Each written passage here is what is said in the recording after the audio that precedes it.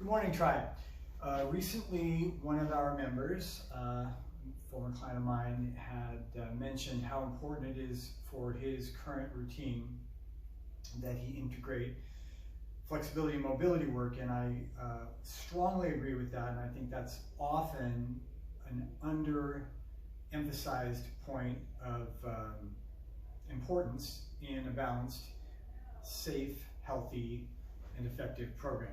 So a lot of people have some sort of hamstring stretching routine that they do. I would like to demonstrate a standing hamstring stretch with proper form, because this is one of the stretches that is extremely helpful to minimizing the risk of low back issues, but it absolutely should be executed properly, and there are some really common breaks in form that can reduce the efficacy of this and even in some cases make it dangerous. So I'll basically give you about a 45-degree view so you can see my angles and my foot spacing pretty well. So my feet are spaced to about shoulder width, slightly wider than shoulder width. Toes are straightforward or very slightly angled out. That's fine as well. You wouldn't want to go more than, say, 45 degrees necessarily, because you want the hamstrings to stretch evenly through the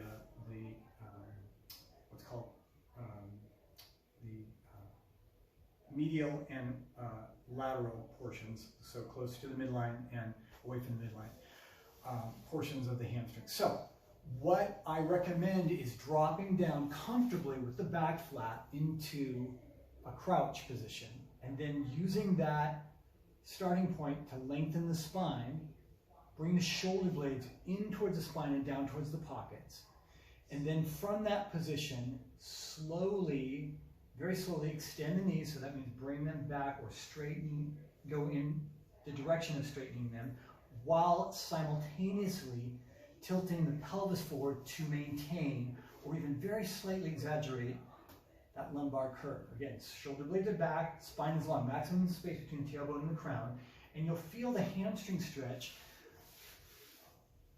pretty evenly distributed across the upper, or so evenly across the backs of the thighs, the hamstrings, but not a significant stretch in the calves or the pits of the knees. If you go too straight with the knees, there's a tendency to round the spine, and the hamstrings will give up some of the stretch load to the calves and the pits of the knees. We really want to keep it here, because that's where the tightness can affect stress on the low back. So anyway, so from a crouch position, slowly and gradually extend the knees as you're keeping the shoulder blades back and the pelvis tilted forward.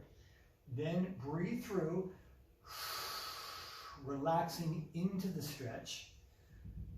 You should be able to breathe through it. You should be able to talk through it.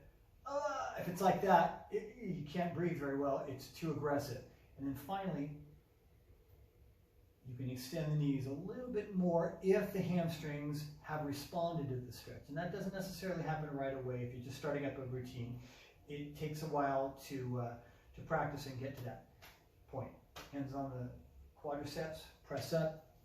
15 seconds is about minimum, 30 seconds is great. After the 30-second period, there's a little bit of diminishing returns on the efficacy. So any questions, feel free to mention in the feel free to put those in the comments, and I will address those later. Okay? Have a good day.